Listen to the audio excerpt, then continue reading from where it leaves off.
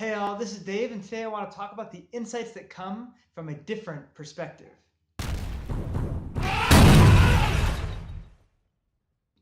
So, one of my favorite biblical scenes involves the prophet Eliyahu, Elijah in English, going up and doing battle against the priests of the Baal on Mount Carmel. This is in my mind because we were just in the shadow of Mount Carmel a few days ago when we went to look at this new school for Ari Lev.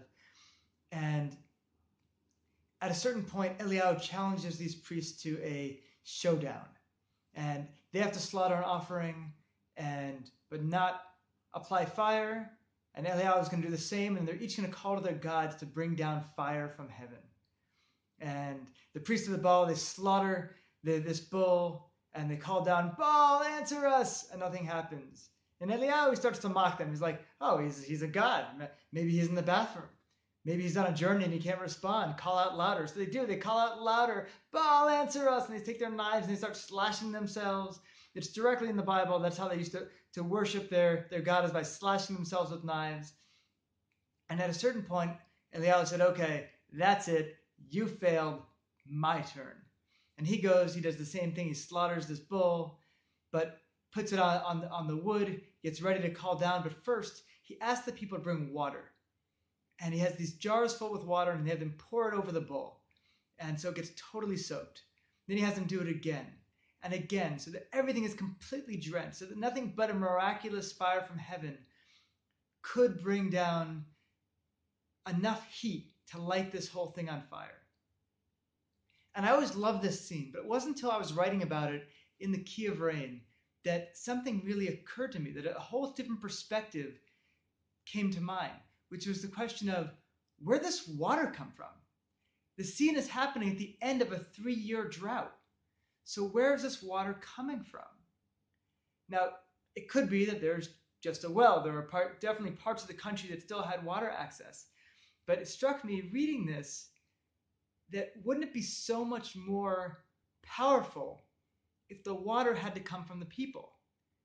Think about it. In a time of drought, you're not going to travel across the country without bringing enough water to get there and back. So the people had water. They showed up on this mountain with water for however much time the showdown was going to take. And they probably had water to get themselves back.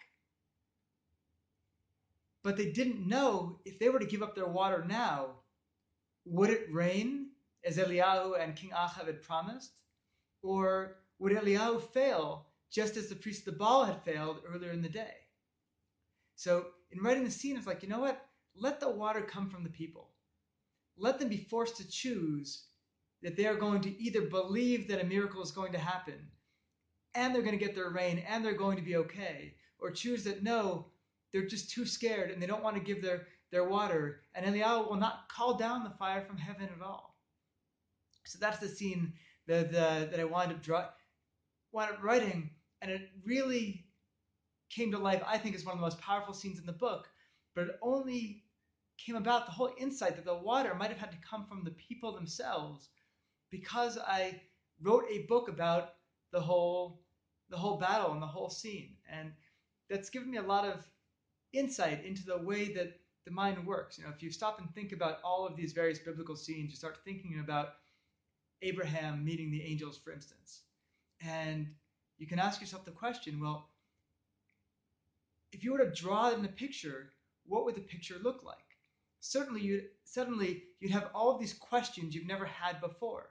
You never really thought about what the background scenery looked like. You never thought about the animals that were around, about the trees that were around, about what the landscape looked like. But once you start looking at it from a different angle, when you draw it in a picture, suddenly you need to know the answers to these questions, and it completely changes things around. And that's 100% what I found in writing The Key of Rain and Lamp of Darkness. Once I was writing it, things that never struck me before as questions were suddenly questions that needed to be answered. So I want to encourage you to always be able to take these things you have, these understandings that you have, and apply a new perspective. What would happen if I was to write about this? What would happen if I was to paint this? And you suddenly realize that there's information that you've never known that you were lacking, that you suddenly need to fill. So see you all tomorrow.